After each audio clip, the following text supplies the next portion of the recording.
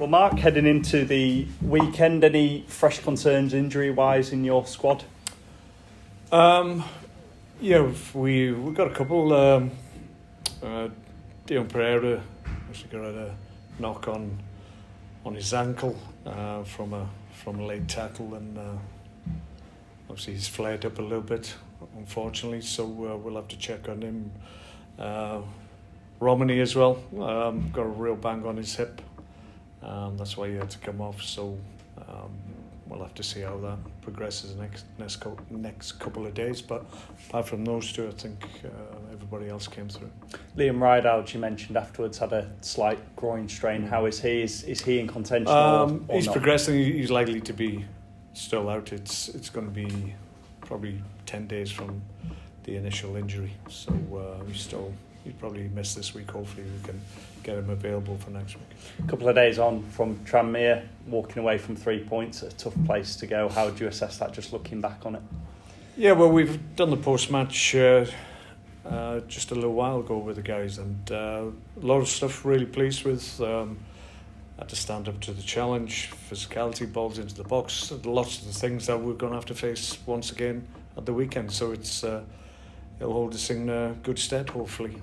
I thought really attacked the ball well in both boxes. Obviously, the goals came from good balls in and Andy getting on the end of things. So we'll continue to get good presence in both boxes, get first contacts in both boxes, and that's going to help us. We spoke to Andy after the game on Tuesday, and he said he couldn't quite believe it's mid-September and we're talking about him already having 9 goals this season. What do you make to the start? Well, it's a great return, and that's credit to him. He came back in the summer, and you sensed the bit between his teeth, and he was going to have a real go to make sure that he was in the team.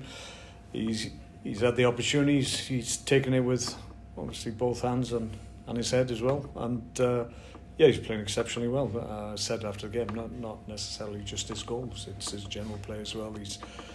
He's got that presence at the top end of the pitch that we need at the moment. I guess maybe with the amount of attacking players that you brought in over the summer, that maybe made him realise I've really got to hold on to that shirt. Yeah, but that's what strength in depth does to the group. It keeps everybody on their toes. Guys that are in possession of the shirt have to play exceptionally well. Other guys have had to show in training that they're really on top of their form. If they get opportunities, be it as coming on and as a sub or playing in cup competitions, then they've really got to show what they're about, and that's the reason we've brought them all to the club, to make sure that we're strong. Andy came off with a torn shirt. We've mentioned in recent weeks, certain refereeing performances. How have you fared so far this season? How do you look back at some of those performances? Well, it's difficult. It's difficult for the referees, but the reality is that there's talk of, we keep hearing this term threshold all the time, and it's the threshold's higher now, so for challenges they're going to let go. The problem with that is that no one knows where the threshold is, and what's below it and what's above it, and certainly there's occasions when, certainly Andy Cook is a prime example, where he's trying to get on the line of the ball as it's coming in, and it's getting impeded. And our understanding before the season started was that's the type of encroachment or impeding of an opponent that they were going to pull up on, because that's stopping a goal scoring opportunity. Obviously, if you're in the box and you're in the corner of the box and it goes the opposite corner, then they're going to let those go, because clearly the ball wasn't going to go in that general area, so you're not going to score a goal. But if the ball's in an area and somebody's blocked from actually having an opportunity to score, then that's clearly a foul. But we had a number of those that haven't been given. So that's the problem we've got at the moment, is we keep hearing players instigating fouls and instigating the challenge, and we're not quite sure where they're coming at with those phrases, but we keep on hearing them time and time again about instigating the foul. You started it, the opposition didn't, and it's a little bit difficult to take it on occasion, because we're back to the old phrase of consistency, and it's about understanding what the level is and what's acceptable, what's not. And I think there's a bit of confusion at the moment. Given that and the little bit of confusion, do you have contact with the bodies or anything? Do you have regular contact? Have you let your feelings know? Yeah, and we've been disappointed in that regard as well. A number of times we flagged things up to them, and we just wanted a comment and their view on things that we felt needed to be commented on, and for the most part we haven't heard anything. So I think that's a little bit of maybe a little bit of a lack of respect of what we're trying to do, and we just need a little bit of clarity in terms of the decisions that have been made. I think it would help both parties so that we understand where they're coming from and they understand our point of view, but it seems to be a little bit one way at the moment. We spoke to Brad Halliday before yourself. He says he's really enjoying his time here so far. In particular, getting forward, helping in with the assists, which both your fullbacks, Liam and Brad, and Matty as well, seem to be getting a lot of joy at. How have you assessed all three of them so far? Yeah, they've all done really well. We'll always encourage our fullbacks to get forward. They're a big part of not only our defensive play, but clearly, given they're in part of the back line. But when we attack, we expect them to give us an outlet out wide and be part of that. So there's a big onus on the fullbacks to really affect the game in a positive way, both defensively and in an attacking sense. So all three of them, all the guys that have played in the fullback positions have done that really well. And we need to continue to do that, because that's a great outlet for us. We're constantly trying to get width in our play, and if we don't get the ball to our wide guys, then at times our fullbacks have to join in and give us that width that our wide guys can't. I guess in a way it's part of being a modern day fullback, isn't it? Yeah, there's an obligation to make sure you can get up and down, and there's a demand certainly from me and the team itself that that's the expectation you need your fullbacks to understand. And for the most part, all our guys know exactly what's required, what they need to do. We try and create scenarios where they're able to make good decisions, obviously in different parts of the ground, and when they're under pressure or when they're not. What's the correct ball, what's the correct position they need to be in terms of receiving the ball. And all that adds up to them being able to affect defensive work and attacking work. Back to Valley Parade on Saturday. We spoke in pre-season, didn't we? And we've spoken this season about how your home form is really going to be key. And so far, so good. You've had success there, undefeated in the league since March last season. What has been key to that success so far, Mark, at home? I just think we really look forward to home games. Maybe that wasn't the case prior to myself coming in, but every home game I've been involved, I've loved every minute. So I can't really understand what the problem was, because obviously I wasn't here. But since I've been here, I think match day at Valley Parade is the one day you want to be involved in. So I think that's true to say of all the players now. I think they just really enjoy the setting and the platform that we have for showing their talents. And who wouldn't want to play a Valley Parade on a Saturday when it's got 17,000, 18,000? I mean, we're by far the most well-attended ground at this level by a country mile, and it has to be part of our competitive advantage as well, and I think that's clearly what's starting to happen. Your opposite number on Saturday, Steve Evans, he was saying earlier today that his side are relishing playing at Valley Parade, but I guess once that whistle goes, you don't want his side to be thinking that, do you? Well, maybe that's what's happened in the past. People come to Valley Parade, they're used to playing in front of 2,000, and then all of a sudden they get the opportunity to play in front of 17,000, 18,000, think, all right, we can have a nice time up there and enjoy it. Well, it's up to us to make sure they don't, and that's our intention, and that's what we've been able to do for the most part since I've come here. So, yeah, well, I'm sure they'll hope to enjoy themselves. We'll have something to say about it. And it's a side who sits second in the league, only one league defeat so far this season. We spoke last week ahead of the Mansfield game, which of course didn't take place, about that being a real test for your side. This is another one where it's a real chance to see where you're at.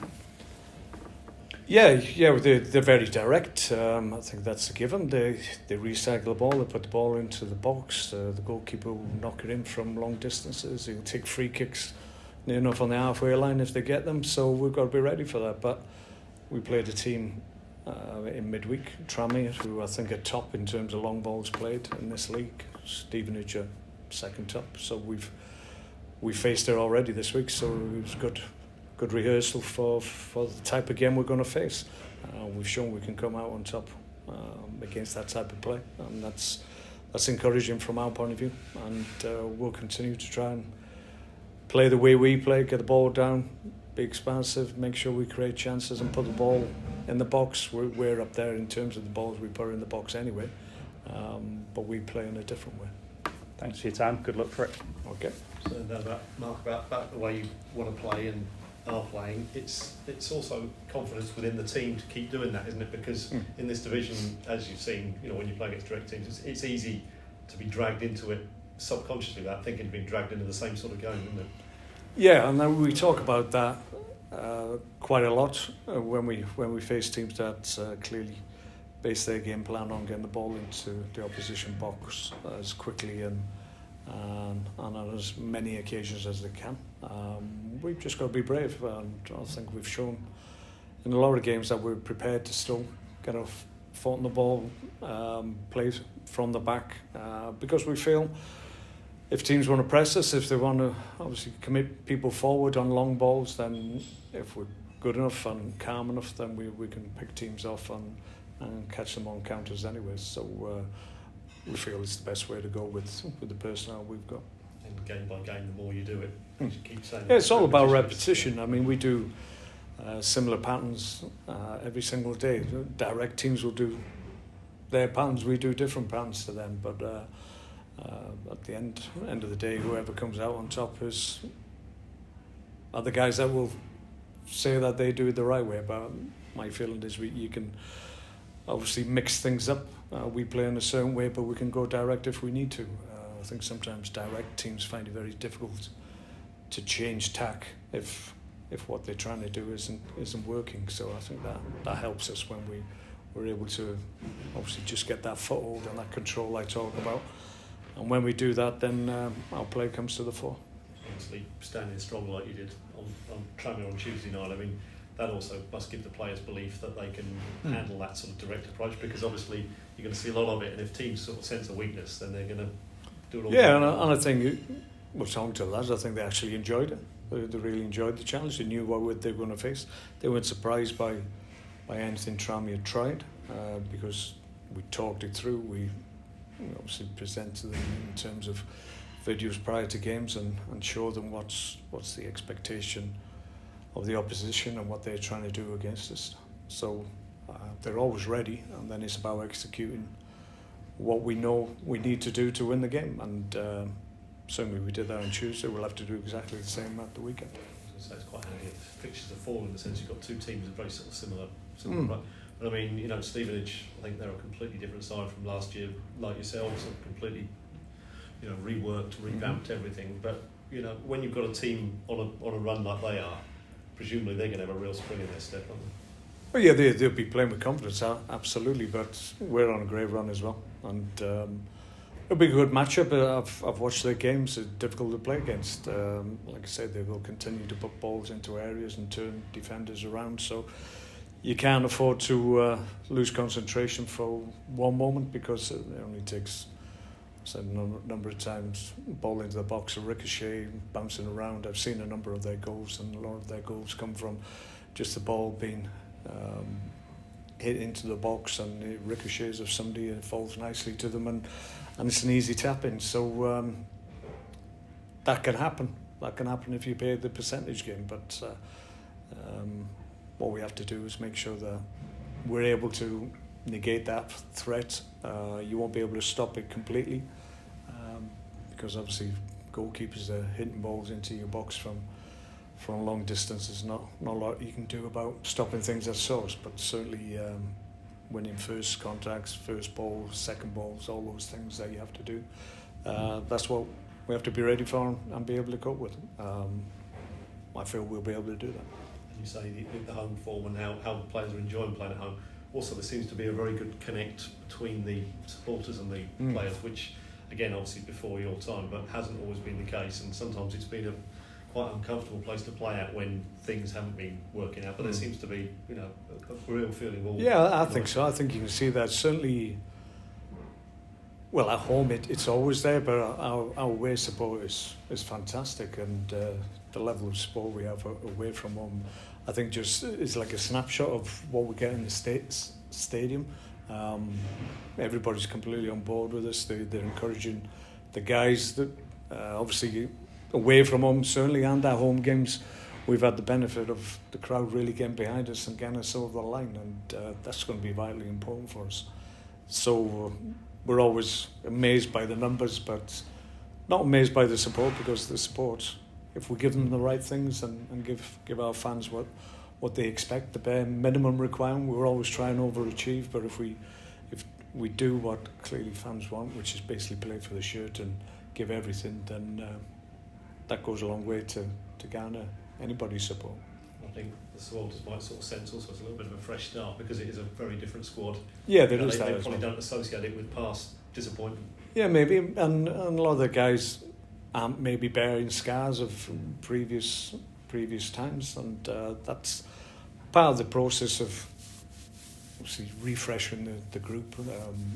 It's our necessity as well, because you always lose players, and players need to leave and play their trade elsewhere. But I think we've got a group that is easy to get behind. I think each and every one of them have really had a go and try to show what they can do, and I think obviously our fans recognise that, and I think they feel like we all feel that there's more to come from this group. So that's exciting, and I think everybody's looking forward to how well we can do this year.